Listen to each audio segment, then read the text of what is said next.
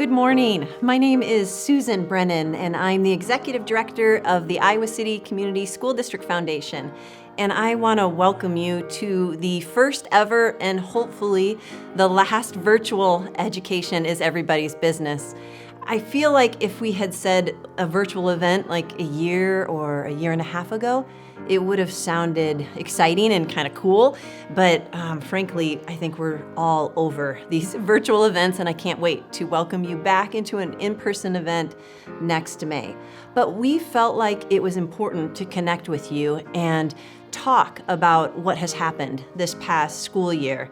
And we wanted to do it in a way where it wasn't just another Zoom or webinar that you had to log into. So we really wanted to touch on what happened this past school year, not only in our schools, but also in our community, and talk about the things that we learned. Words like resiliency and perseverance took on just a whole new meaning for all of us.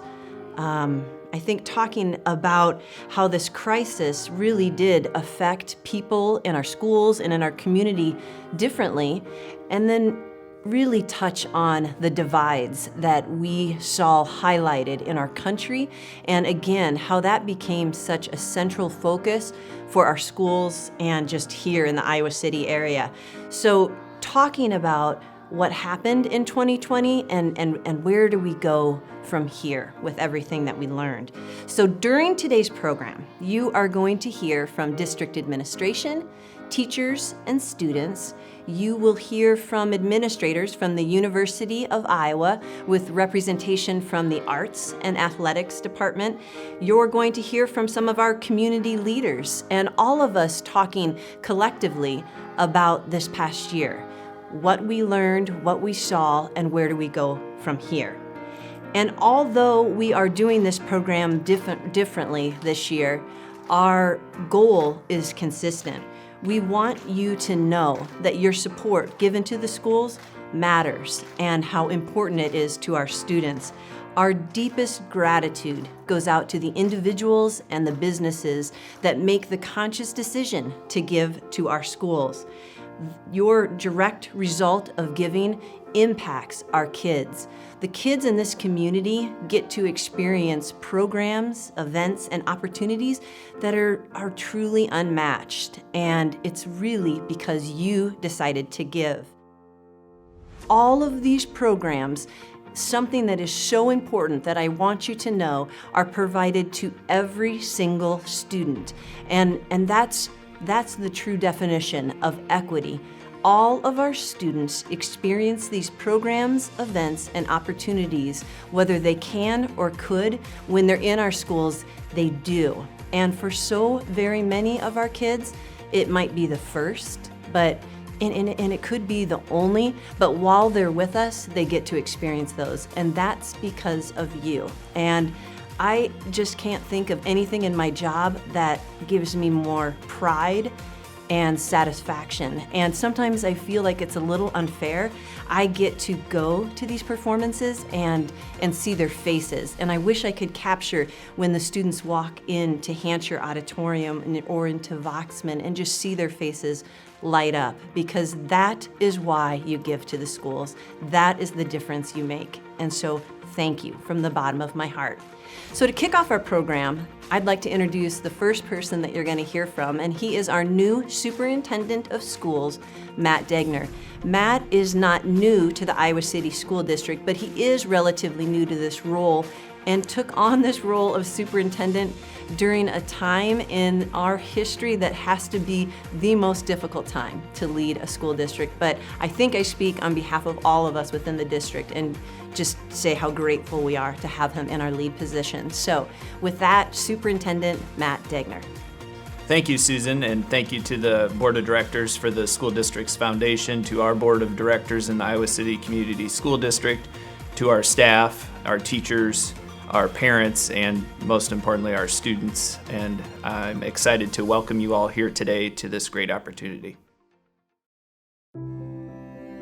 2020 was incredible. I think the year in general, just tons of change, and the need to be flexible was really what the year taught me. And I think in education, a lot of times we always pride ourselves in being flexible and responsive. But this presented a different challenge like none that we had seen before. Every day felt like it was like a year of your life each day, and things were just, you're working so hard with people and collaborating and trying to figure out how to best, adapt, and then things would change the next day and you went right back at that. So I think for me, 2020 it was really intense. 2020 was such a strange and interesting year. I can't imagine how the teachers have managed to get through this all with the changes. The information changed by the day. They had to be scared for their own health, scared for their students and their progression. And so I think it was just a very strange year that we're going to look back on for a long time and wonder how we got through it. But it was probably also a year of learning. To me, 2020 was what I would consider a molding year, a sharpening, like what are you made of sort of year for us. And I think, as a community, I think we did a great job surviving, keeping students first in all of it. In other ways, I think 2020 was a moment for all of us to really kind of find out more about ourselves, about our families. I mean, I just picture all those young people in the living room with their families, really day in and day out. And of course, every situation was totally different. But I really feel like it's created a situation where there are memories. I think it was the epitome of kind of a set of wicked problems. And wicked problems I think of as things that don't have one solution, and we sure love one solution to things.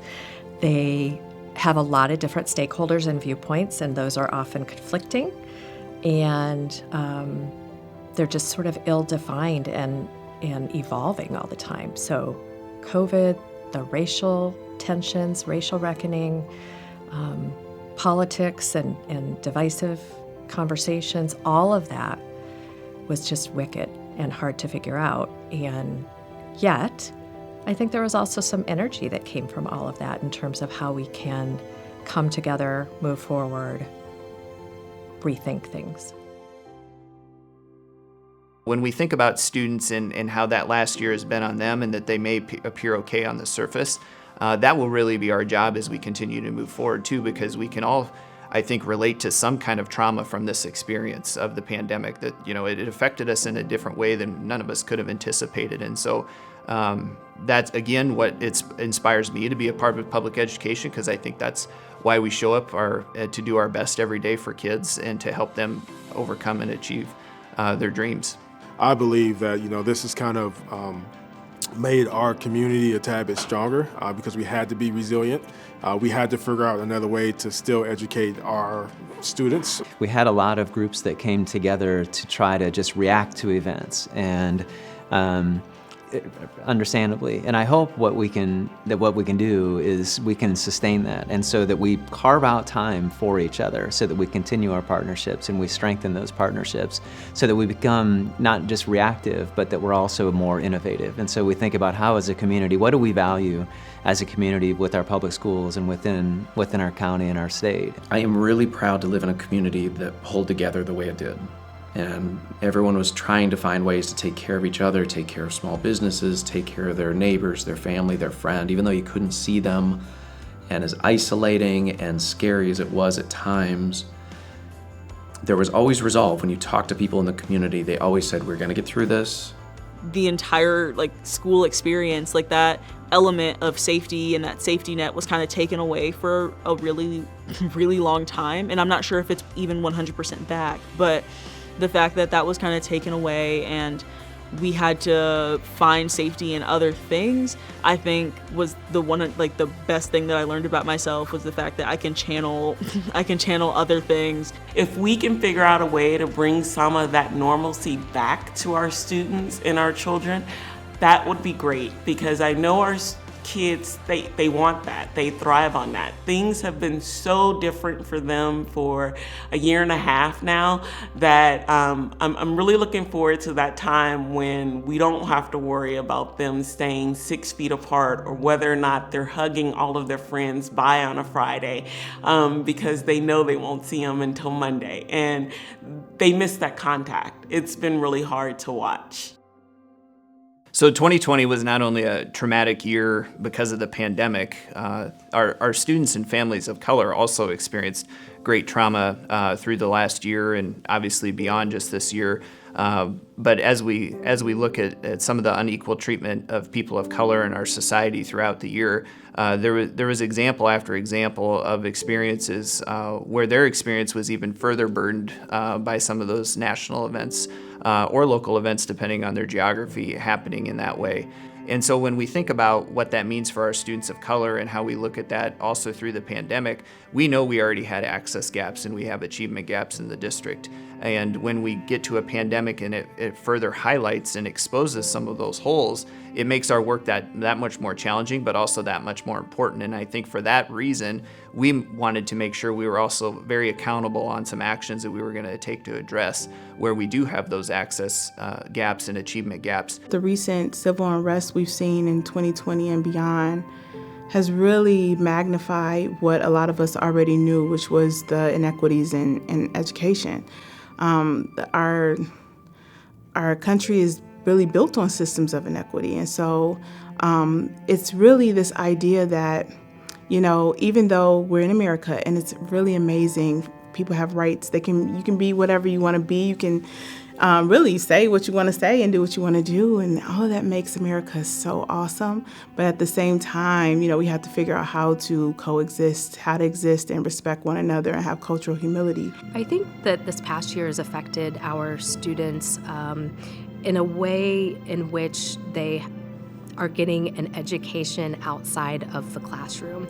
We are now talking about real-world kind of social events going on around us, and what better way to learn about the history of our country, to learn about people's vast experiences that they have all around the world, really. I'm proud of our students.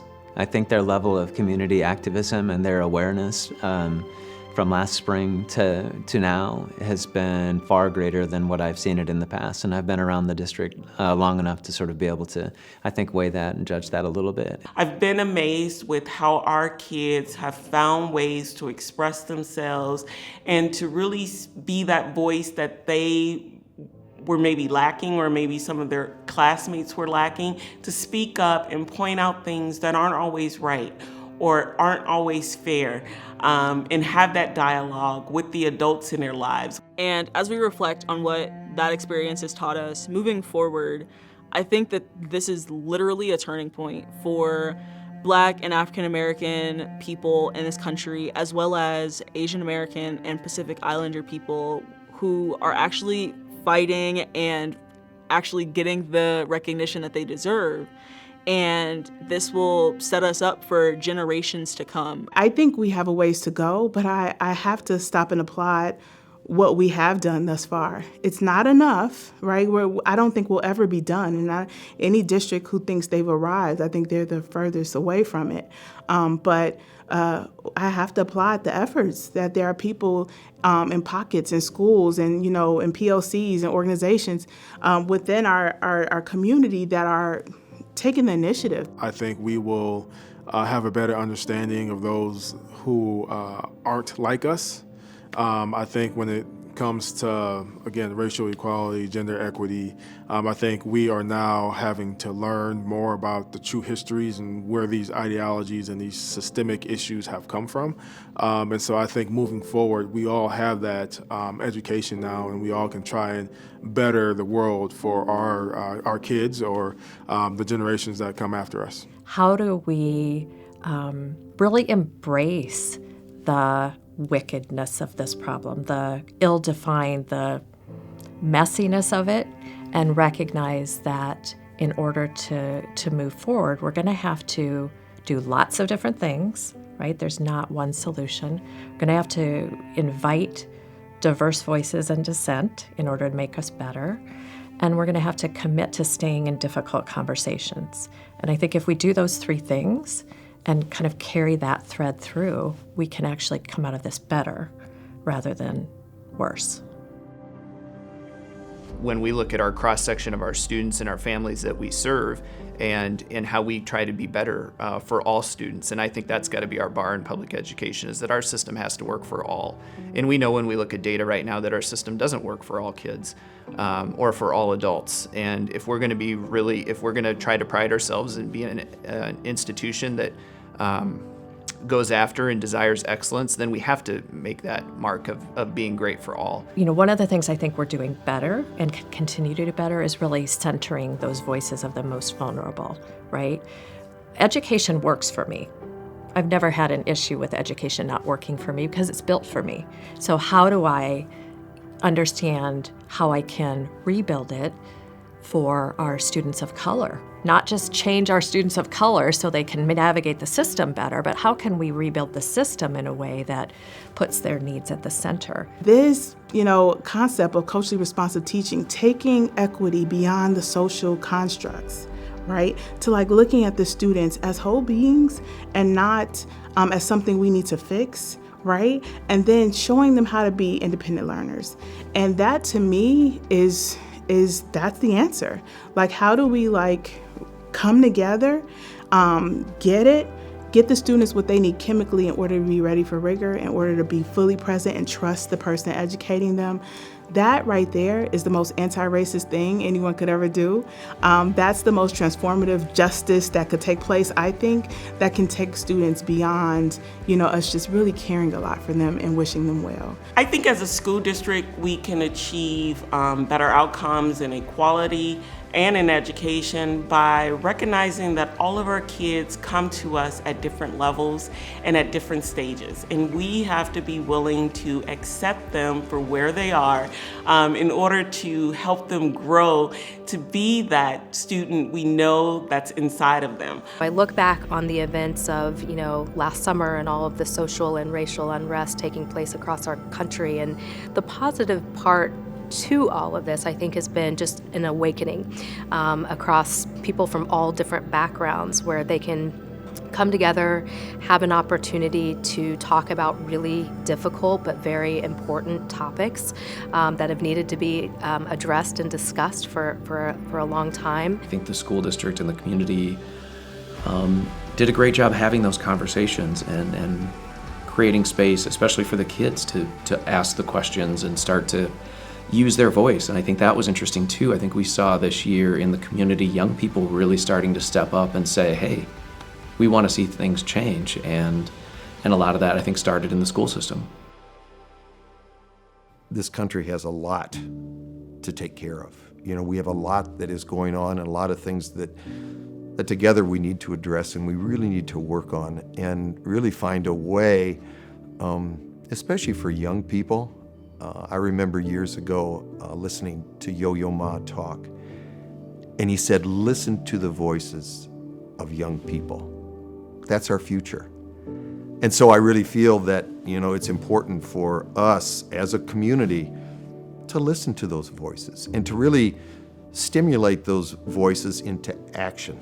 I think that our students are incredibly resilient, and I'm amazed at how much grit that they have and how they persevere and how open and honest they are with us about what they're going through.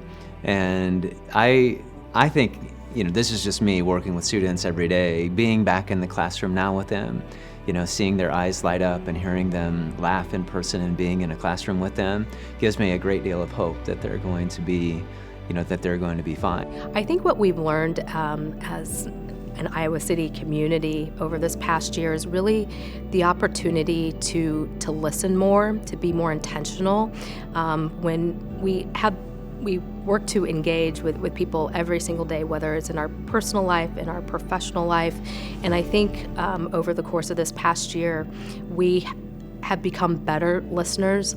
We listen to try and understand, and we listen to try and work together. We're having open conversations. We're not hiding from these, we're not running from these bigger challenges right now. And I think, again, this community is going to find a way to make that constant improvement. It's just a prime opportunity for us as a community to really create opportunities for these students, every one of these students, to feel accepted and to feel that they too can achieve whatever dream that they want. Some of the things that really get me excited are the partnerships we have with our foundation in particular, and the opportunities to have students experience, to participate in experiences that are outside the norm of what we might see in the typical school day, to connect them with diversity, to connect them with cultures that they wouldn't have otherwise seen or experienced here in Iowa City. The Iowa City Community School Foundation and the University of Iowa Center for Human Rights and Hancher,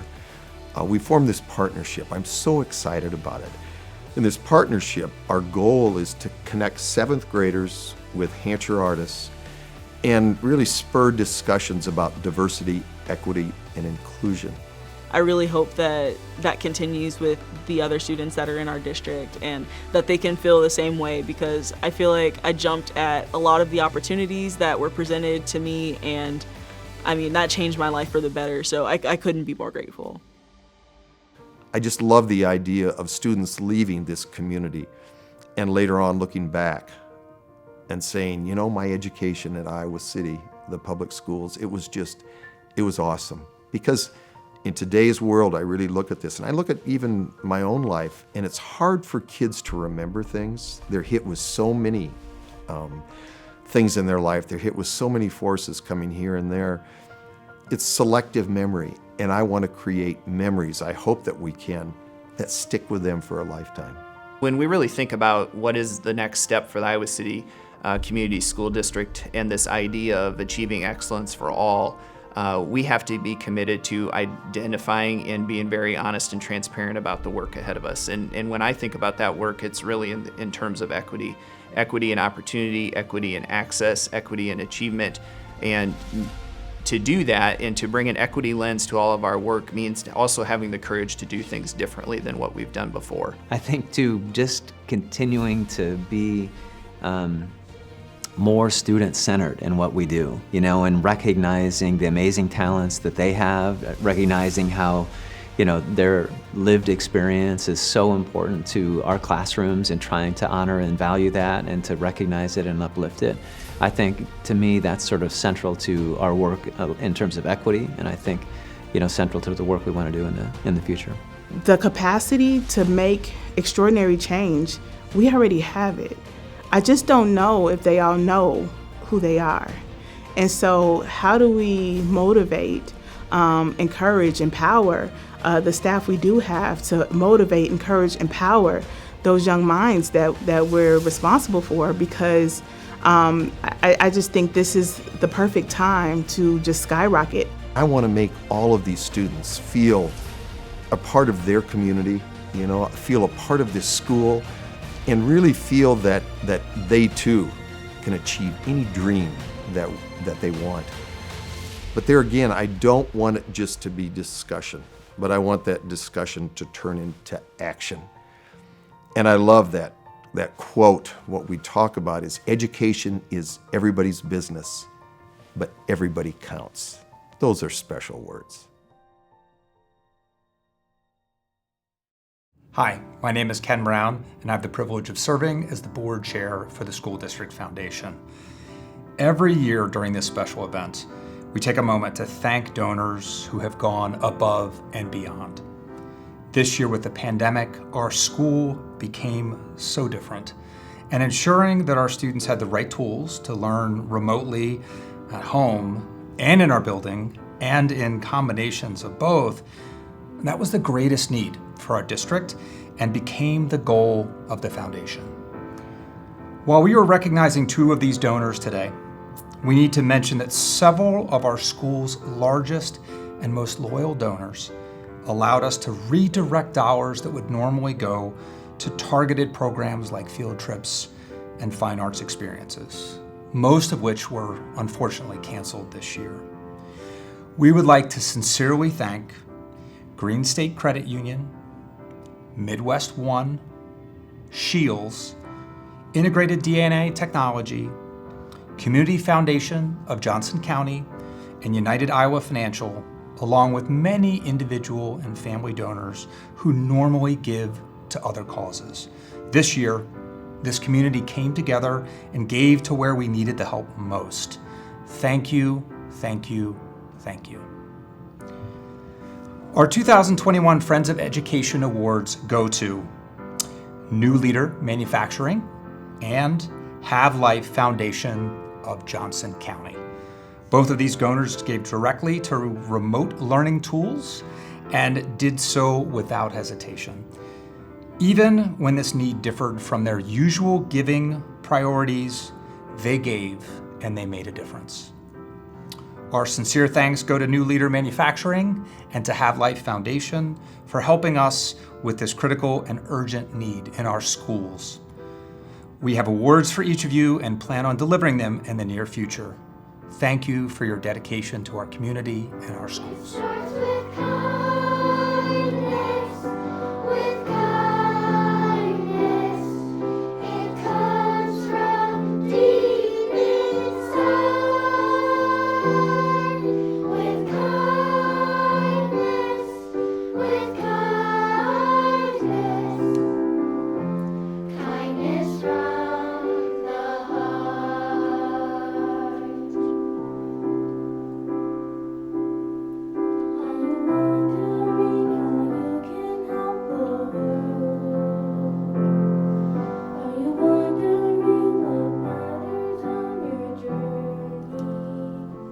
Thank you just never feels like a big enough statement, but thank you, really, to the donors that answered the call that we needed this year and to the Friends of Education that we're recognizing. We were able to continue to teach our kids and do school in a way we've never done before because you gave in that way. So thank you. Really, it was transformational for our students this year. I'd also like to thank the sponsors that helped us make this virtual event possible. Again, hopefully this is the last and the first of a virtual event, but thank you for helping us do this in this way. There will be a listing of who helped us with this event at the end of the video. I'd like to thank the boards that represent the school district, Ken as board chair, the school board of directors, and the foundation board of directors who give of their time freely. And I think that's the key word to keep in mind. They give of their time freely, and their service to our area schools is much appreciated. And a special thanks goes to the folks that work tirelessly in our district.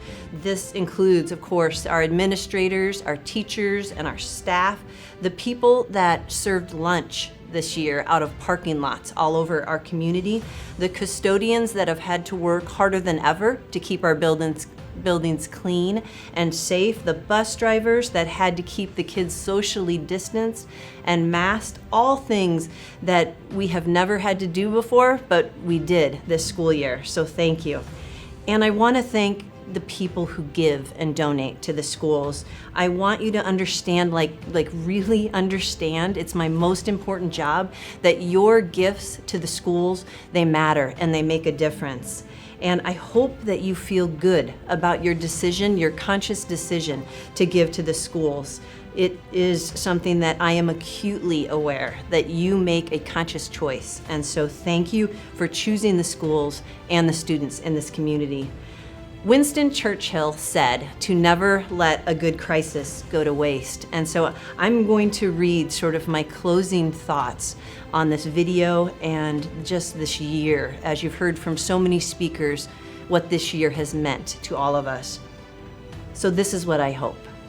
I hope that we all have learned a few things and we come out of this better. I hope that we've learned to slow down a little bit and appreciate a simpler way of life.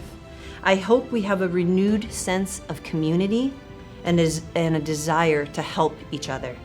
I hope we are more forgiving and less judgmental, and that we approach things with an open mind and a kindness first filter. I hope we've learned resiliency and perseverance, and we've all seen moments of just true inspiration. This has been a historical crisis, but I hope we come out of it better with a new sense of hope and determination. Again, my sincere thanks to all of you. I look forward to seeing you with high hopes we'll be back in person next year. Thank you.